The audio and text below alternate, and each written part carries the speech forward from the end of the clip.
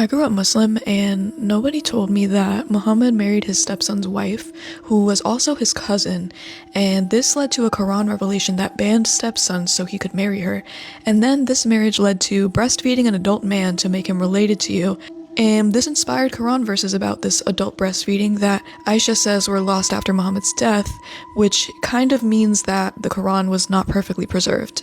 This is a lot and it's super messy, and I know it sounds like a fever dream, but this comes from the most authentic books that make up the religion of Islam, Sahih Muslim and the Quran. Quick reminder, like I said in my last video, Islam does not allow rejecting Sahih Hadith.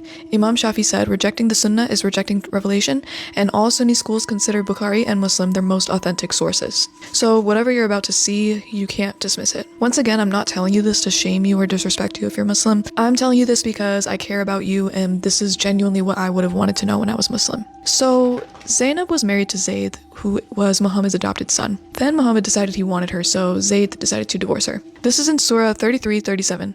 Allah is speaking to Muhammad and says, "You said to him, 'Keep your wife,' but you were hiding in yourself what Allah would reveal, and you feared the people.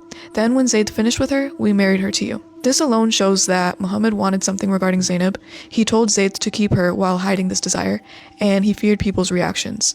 And then Allah married her to him to silence criticism. And the public outrage was so strong that Allah actually ended up banning adoption over it.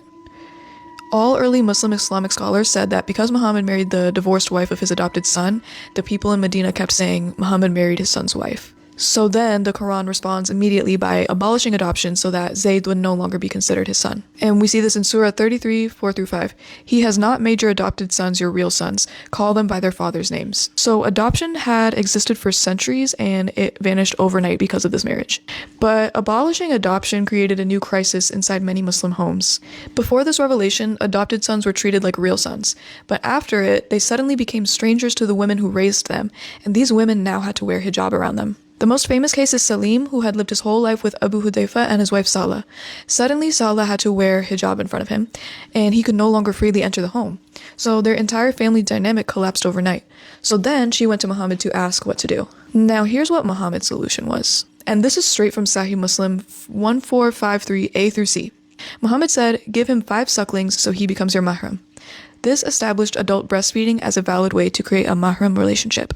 After this, Aisha believed that this ruling applied generally and actually ordered adult men to be breastfed so that they could enter her home while she was unveiled.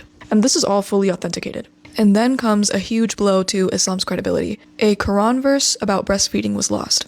And this is also in Sahih Muslim 1452.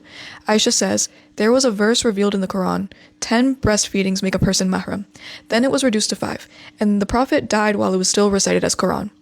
So this means that it was Quran, not just Hadith. Muslims were reciting it during Muhammad's lifetime, but it never made it into the Quran that they have today. And Sunni scholars like Al-Nawawi, Ibn Hazm, Ibn Qudama, and Al-Suyuti all confirm this. My stomach literally did a flip when I first learned about all this, and I just felt like I couldn't not share this with a clear conscience. I just feel like I had to let other Muslims know. And to be honest, I do believe that you should come to Jesus, because I'm just not convinced that these events would surround a prophet of God. I'm really not trying to slander Islam in any way. Everything I'm saying comes directly from the most trusted books of Islam. But yeah, Jesus loves you and he's waiting for you.